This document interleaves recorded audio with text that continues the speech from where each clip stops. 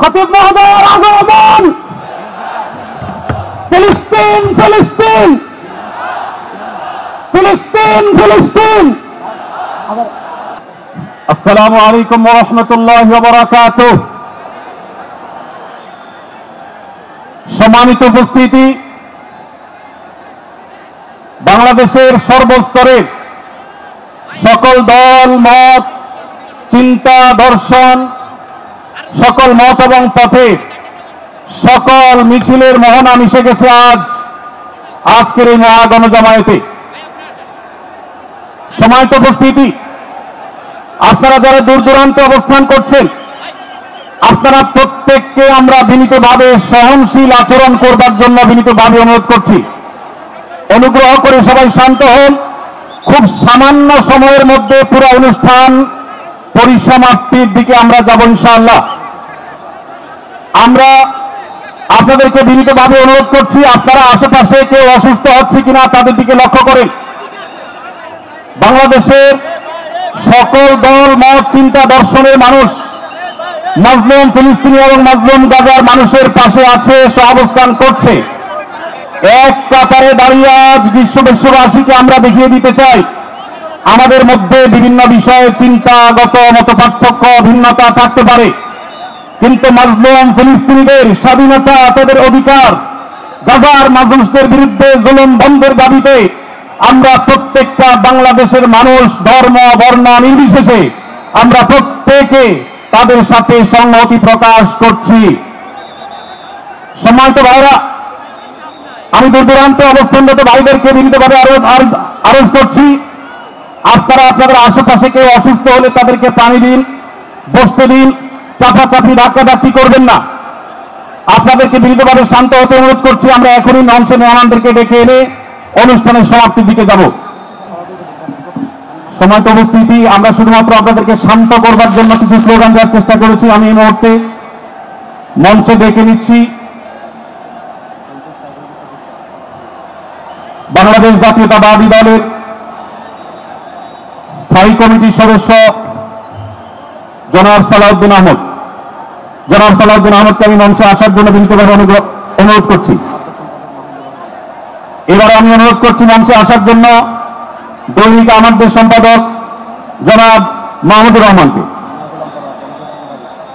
এবার আমি অনুরোধ করছি মঞ্চে আসার জন্য বাংলাদেশ জামাত ইসলামীর সেক্রেটারি জেনারেল অধ্যাপক মিয়া গোলাম পরোয়ার।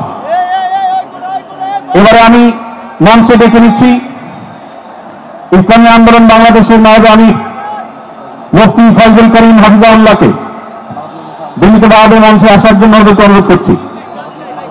এবার আমি মঞ্চে আসার জন্য অনুরোধ করছি বাংলাদেশ খেলাফত মজলিসের মাননীয় আমির জনাব মাওলানা মামুনুল হক হাফিজাহুল্লাহকে মঞ্চে আসার জন্য বিনীতভাবে অনুরোধ করছি। জনাব মাহমুদুল হাসান সোহাগকে মঞ্চে আসার জন্য বিনীতভাবে অনুরোধ করছি। জনাব লতিফুল ইসলাম শিবলিকে মঞ্চে আসার জন্য বিনীতভাবে অনুরোধ করছি। প্রফেসর মুখতার আহমদকে মঞ্চে আসার জন্য অনুরোধ করছি। হযরত মাওলানা মুফতি সাখাওয়াত হোসেনকে মঞ্চে আসার জন্য বিনীতভাবে অনুরোধ করছি। হেফাজত ইসলাম বাংলাদেশের মহাসচিব হযরত মাওলানা সাজিদুল ইসলাম সাহেব হাফিজাহুল্লাহকে মঞ্চে আসার জন্য অনুরোধ করছি। এনসিপির অন্যতম নেতা জনাব হাসনাত আব্দুল্লাহকে মঞ্চে আসার জন্য অনুরোধ করছি। জনাব নুরুল হক নূর ভাইকে, গণঅধিকার পরিষদের নুরুল হক নূর ভাইকে। এরপরে আমি বাংলাদেশ জাতীয়তাবাদী দলের অন্যতম নেতা শহীদুদ্দিন চৌধুরী আমিকে মঞ্চে আসার জন্য বিনীতভাবে আহ্বান করছি।